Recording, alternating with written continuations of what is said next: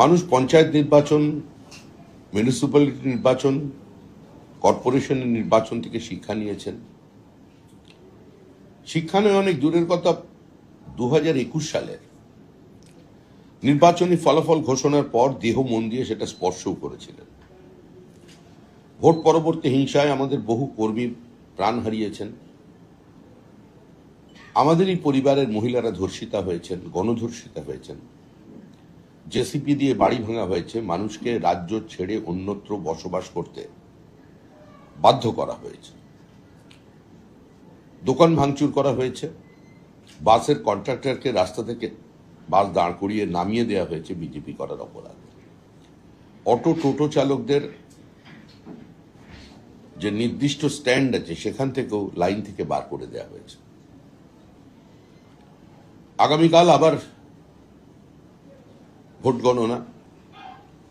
বিভিন্ন জায়গায় এখনো পর্যন্ত মরিয়া হয়ে একটা রাজনৈতিক দল অবাঞ্ছিত কিছু মানুষকে জড়ো করছেন, কিন্তু এভাবে গণনা প্রক্রিয়ায় কোনো ব্যাঘাত ঘটানো যাবে না।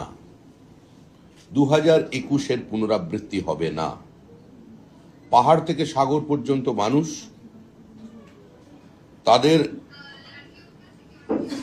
ক্ষোভ, তাদের যন্ত্রণা, তাদের মেধার প্রতারণা, এই সমস্ত নিয়ে তারা উপস্থিত আছেন। মানুষ ভোট দিয়ে দিয়েছেন।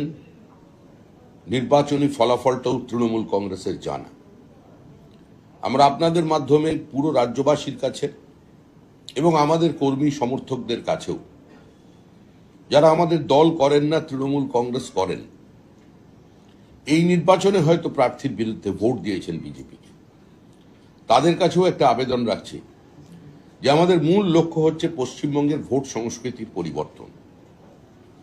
আমরা একটা রাজনৈতিক সমাজের বাসিন্দা হয়ে গেছি দীর্ঘ বছর ধরে, এবং তারপর যে প্রতিহিংসার রাজনীতি আমাদের গ্রাস করেছে, সেটা একটা জঙ্গলের রাজত্বের আকার ধারণ করেছে। মহা জঙ্গল রাজ থেকে মানুষ মুক্তি চাইছে, মুক্তি পাবে, কিন্তু মুক্তি পাওয়ার অর্থ এটা নয় যে আমরা 2021 সালের ঘটনাকে কেন্দ্র করে কিংবা 2016 সালের পর থেকে আমাদের সঙ্গে যা হয়েছে সেই ঘটনারই পুনরাবৃত্তি আমাদের লোকজন করবেন। যিনি আক্রান্ত হয়েছেন, রক্তাক্ত হয়েছেন, যাদের প্রতিবেশী মারা গেছেন, যাদের প্রিয়জন মারা গেছেন, বাড়ির কেউ মারা গেছেন, সেও তাদের চিনে আক্রমণ করবে, এই পরিস্থিতি যাতে না তৈরি হয়। আমরা বিশেষ করে আজকে সাংবাদিকদের এ কারণেই ডেকেছি, এ ধরনের কোনো ঘটনার যদি আপনারা পান, তৎক্ষণাৎ সাংবাদিক হিসেবে নয়, অবশ্যই আপনাদের চ্যানেলে সেটা সম্প্রসারিত করবেন, সংবাদ মাধ্যমে সেটা থাকবে। ব্যক্তিগত সম্পর্কের সূত্রেও এবং সাংবাদিক সত্তার বাইরে গিয়েও একজন নাগরিক হিসেবে আমাদের বিষয়টি জানাবেন, কারণ আমরা চাই না আমরা যেটা শিকার হয়েছে, আমরা যেভাবে আক্রান্ত হয়েছি, আমাদের কর্মীরা যেভাবে দিনের পর দিন যন্ত্রণার মধ্যে কাটিয়েছেন, সেটা যেন অন্য কোনো পরিবারের উপরে নেমে না আসে। এই পরিস্থিতির নির্বাচন হয়েছে, মানুষকে অভিনন্দন। 92% বেশি মানুষ পশ্চিমবঙ্গে ভোট দিয়েছেন, এই প্রক্রিয়া থেকেছেন, তাদের সকলের কাছে আমরা কৃতজ্ঞ। সকলকে অভিনন্দন জানাচ্ছি। পশ্চিমবঙ্গে শান্তির বাতাবরণ থাকুক।